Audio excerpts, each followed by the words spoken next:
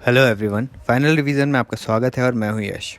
आज के हमारे लेक्चर का टॉपिक कुछ यूं होगा कि संविधान के भाग 5 के अनुच्छेद 52 से 78 तक संघीय कार्यपालिका का वर्णन किया गया है और इस संघीय कार्यपालिका में राष्ट्रपति, उपराष्ट्रपति, प्रधानमंत्री, मंत्रिमंडल तथा महान्यायवादी आ जाते हैं। और राष्ट्रपति कार्यपालिका का मात्र संवैधानिक तथा औपचारिक अध्यक्ष तथा राष्ट्र का समस्त प्रशासनिक कार्य राष्ट्रपति के नाम से ही संचालित होता है तथा संविधान के अनुच्छेद 74 के क्लॉज 1 में प्रधानमंत्री की नियुक्ति राष्ट्रपति के द्वारा ही की जाती है और यह प्रधानमंत्री शासन का वास्तविक प्रधान होता है तथा उसका महत्वपूर्ण उत्तरदायित्व नीति निर्धारण और नीतियों का क्रियान्वयन करना होता है।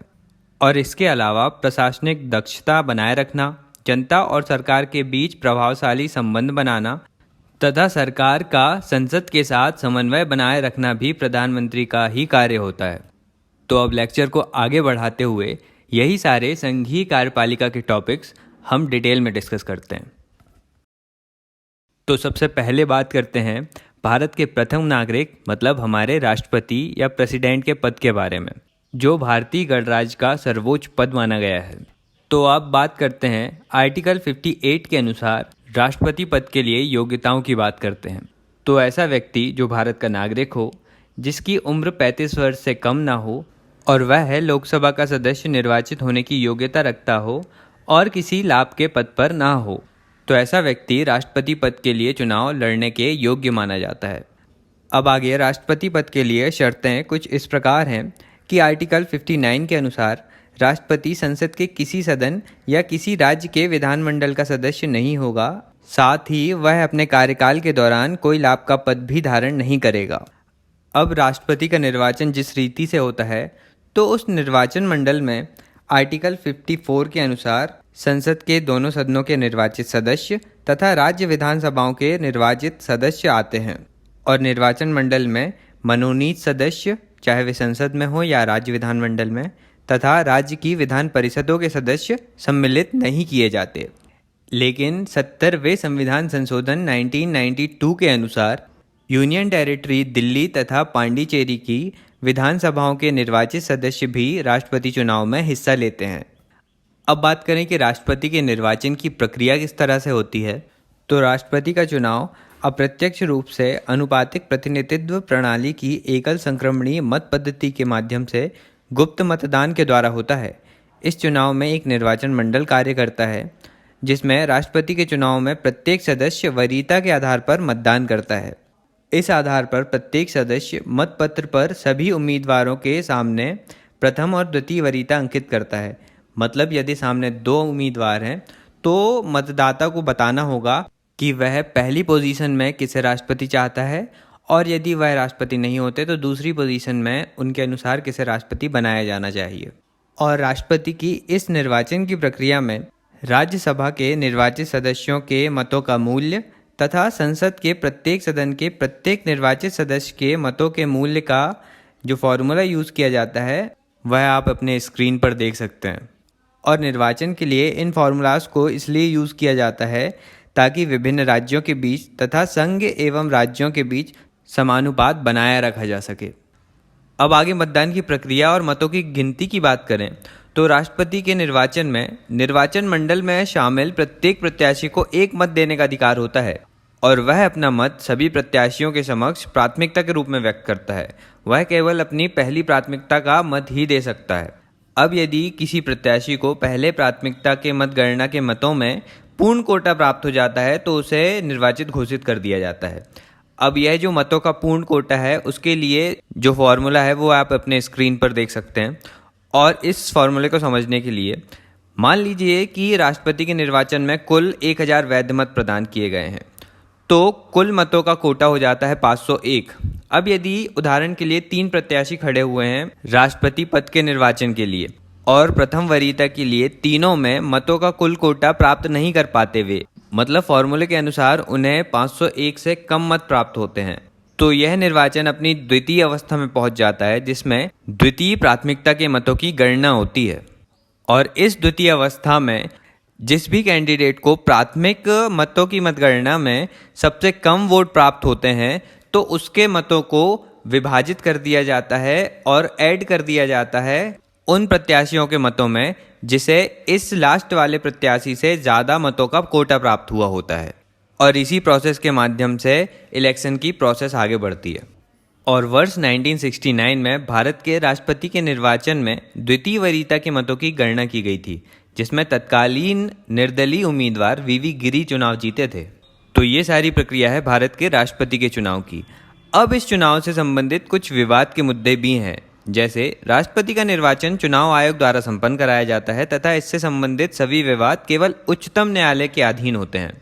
राष्ट्रपति का निर्वाचन संसद के निर्वाचित सदस्यों और राज्य विधानसभाओं के निर्वाचित सदस्यों के द्वारा होता है, लेकिन यदि चुनाव के दौरान कोई विधानसभा भंग हो जाती है तो भी चुनाव स्थगित नहीं किया जाता। उच्चतम न्यायालय के द्वारा यदि किसी राष्ट्रपति के निर्वाचन को अवैध घोषित कर दिया गया तो राष्ट्रपति के द्वारा किए गए कार्य अवैध नहीं माने जाते हैं। तो ये सारे हैं कुछ चर्चा के विषय जो राष्ट्रपति चुनाव से संबंधित हैं। अब आगे यदि बात करें कि किसी व्यक्ति को यदि राष्ट्रपति का चुनाव लड़ना है तो उसके साथ कम से कम 50 सदस्य प्रस्तावक और 50 सदस्य अनुमोदक के रूप में होने चाहिए, और राष्ट्रपति चुनाव में भाग लेने वाला उम्मीदवार 15,000 रुपये तक की जमानत राशि भी जमा करता है रिजर्व बैंक ऑफ इंडिया में। और निर्वाचन के बाद ऐसे उम्मीदवार जिनको कुल डाले गए मतों का 1/6 भाग नहीं मिल पाता तो उनकी जमानत राशि को जब्त कर लिया जाता है। अब निर्वाचन की प्रक्रिया के बाद राष्ट्रपति पद ग्रहण करने की तिथि से 5 वर्ष तक अपने पद पर बना रहता है, और इसके बाद भी वह जितनी बार चाहे चुनाव लड़ सकता है, और राष्ट्रपति अपना त्यागपत्र उपराष्ट्रपति को देता है।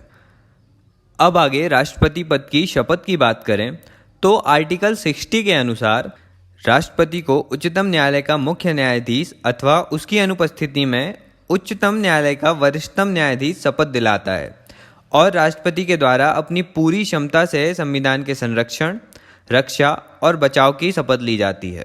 राष्ट्रपति भारत की जनता के कल्याण और उनकी सेवा की शपथ लेता है।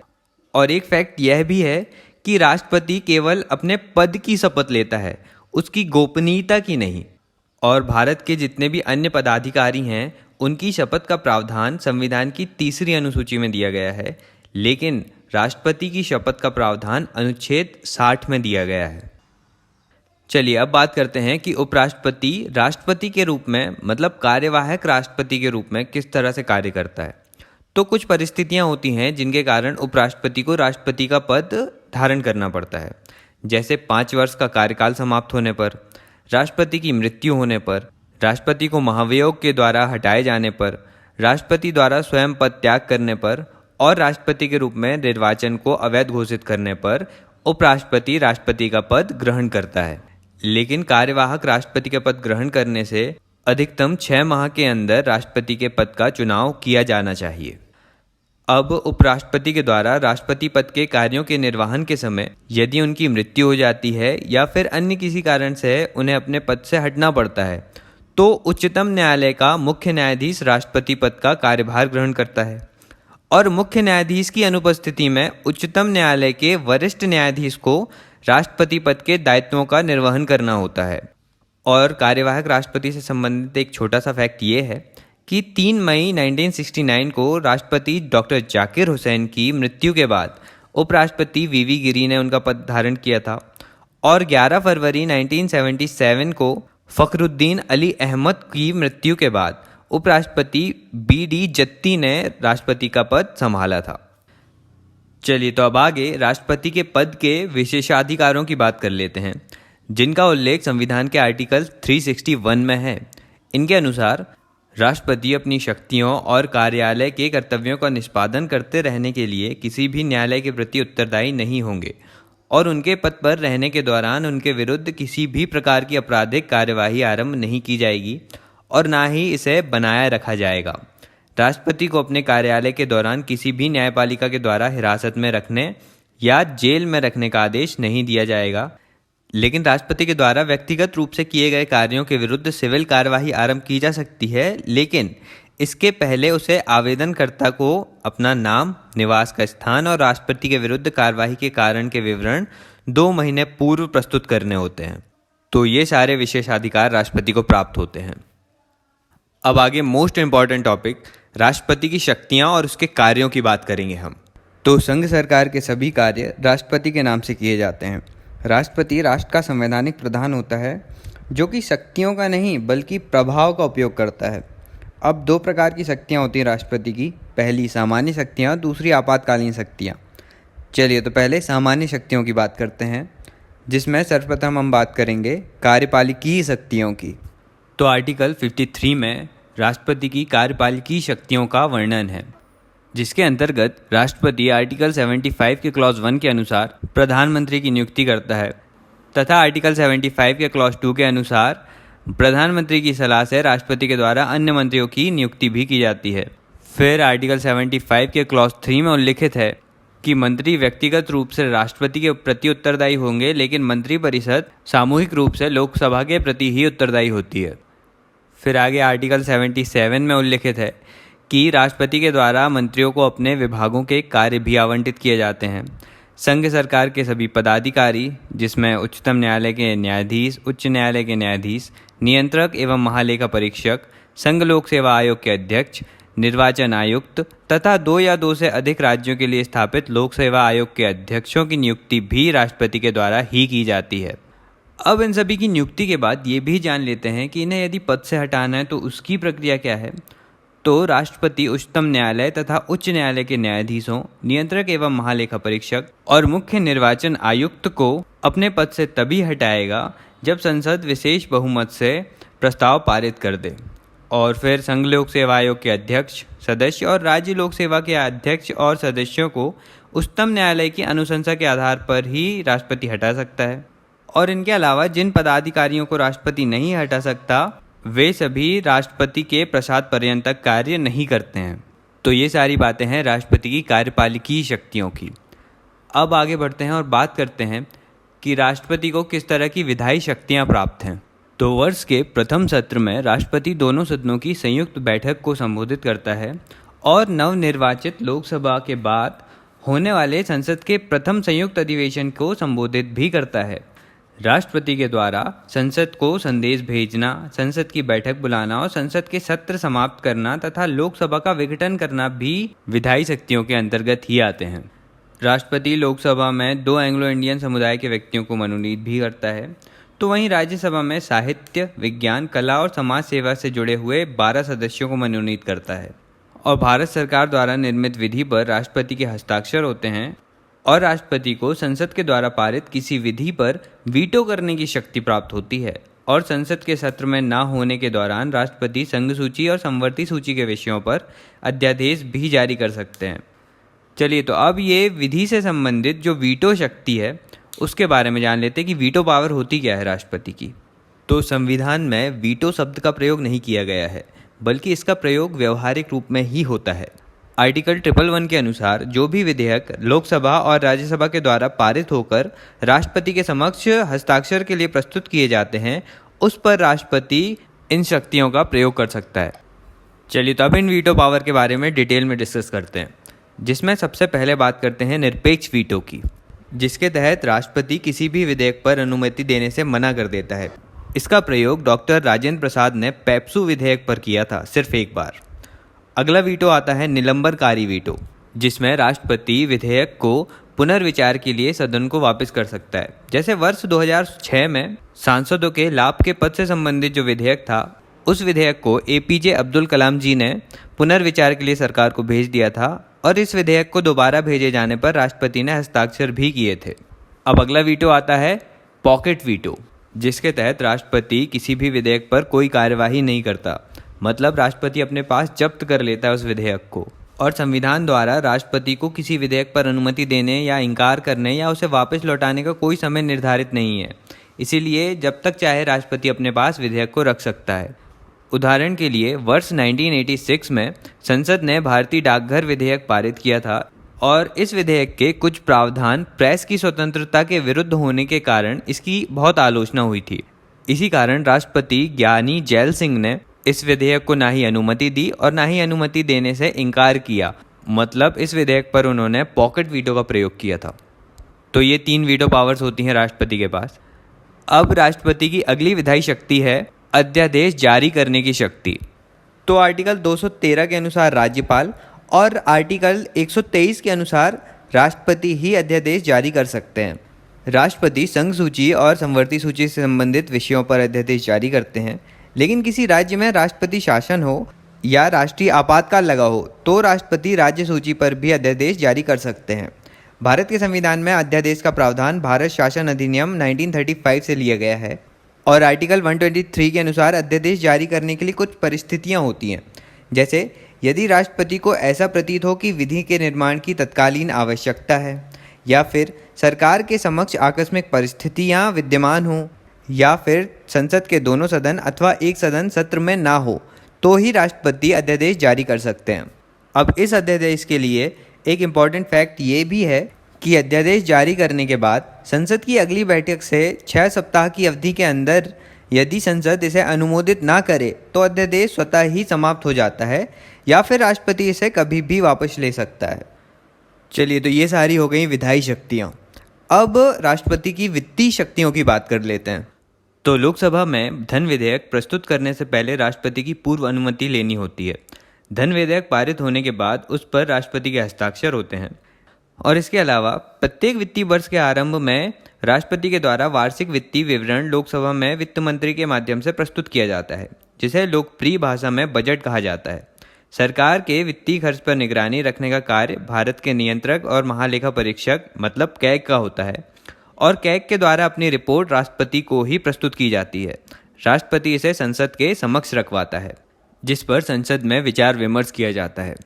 और इन बातों के अलावा भारतीय सरकार के प्रमुख वित्तीय कोष, भारत की संचित निधि, लोक लेखा निधि, आकस्मिक निधि आदि से पैसे निकालने की शक्ति भी राष्ट्रपति में ही निहित होती है।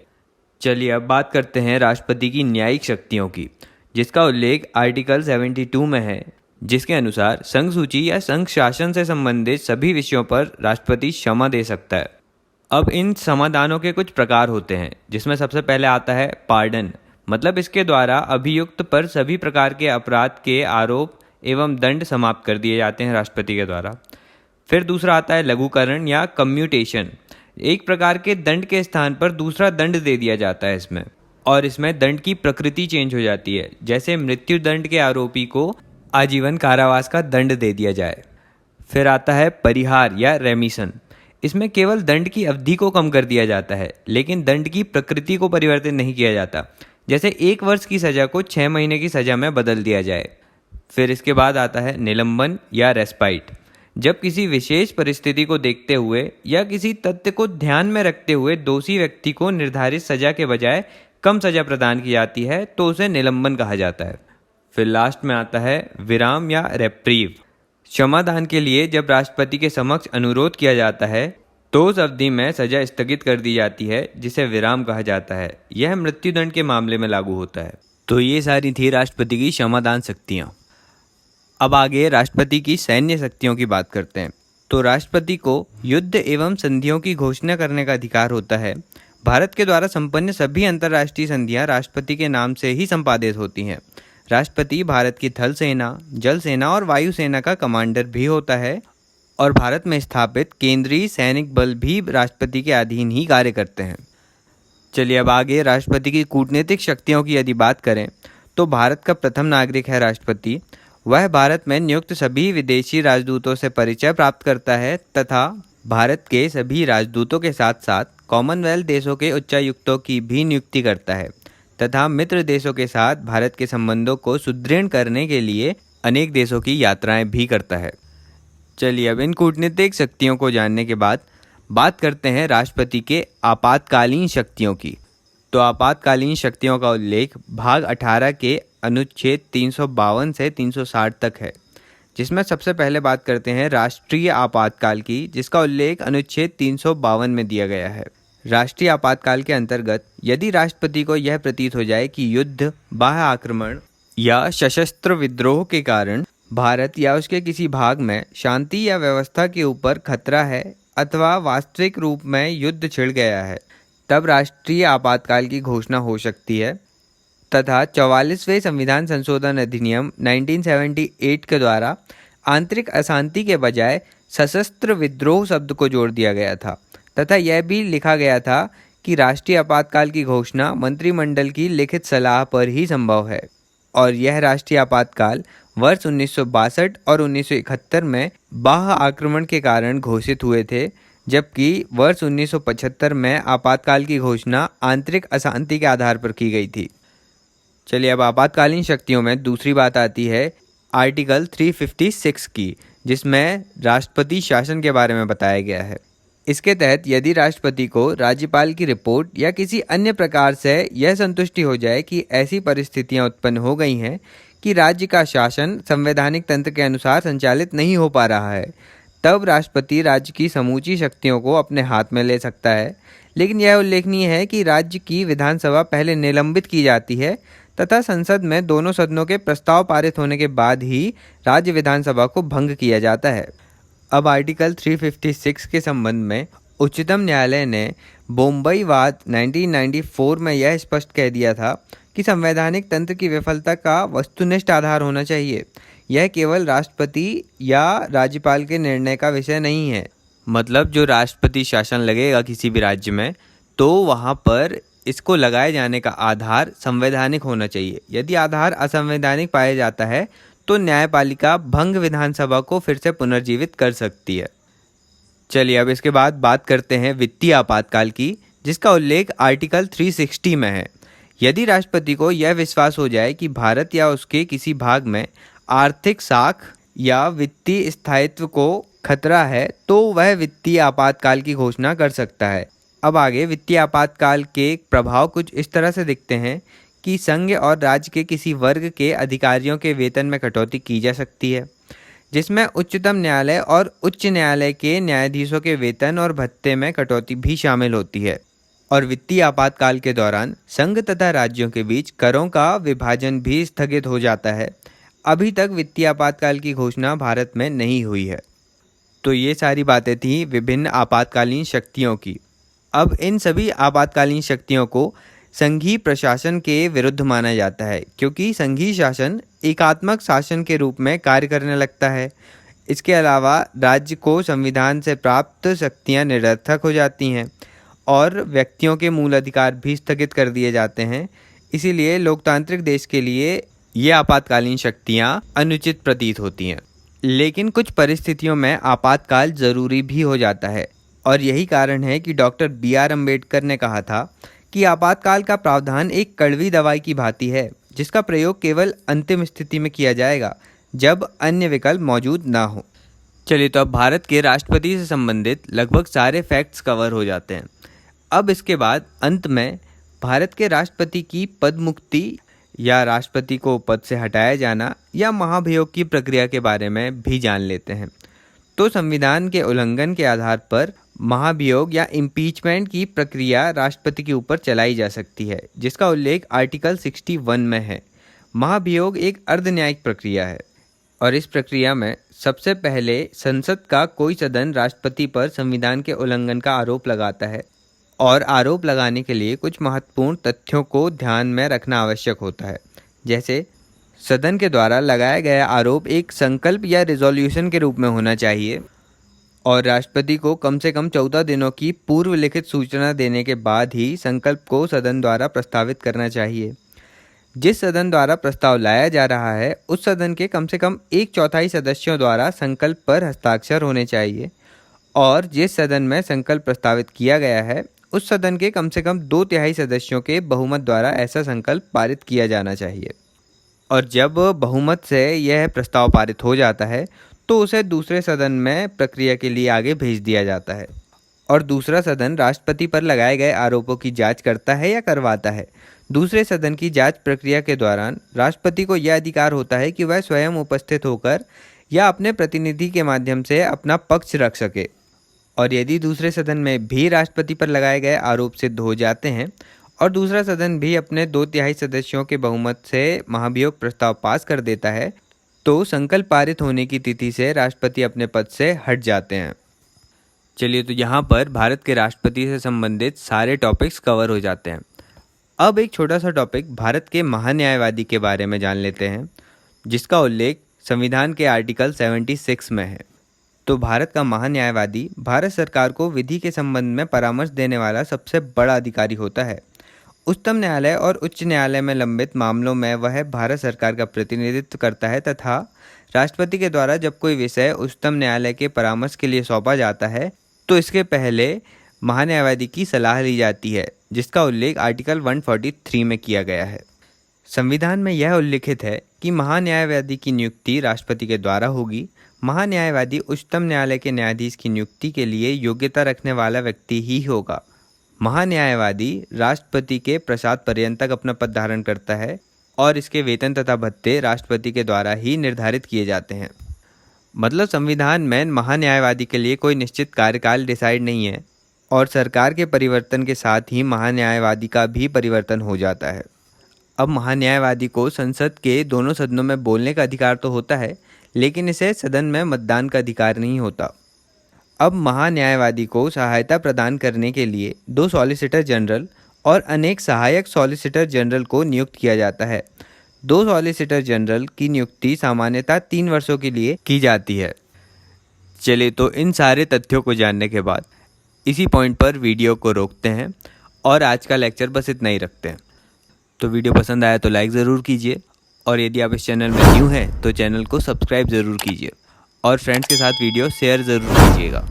चलिए, मिलते हैं अगले वीडियो में एक नए टॉपिक के साथ। Thank you so much for listening.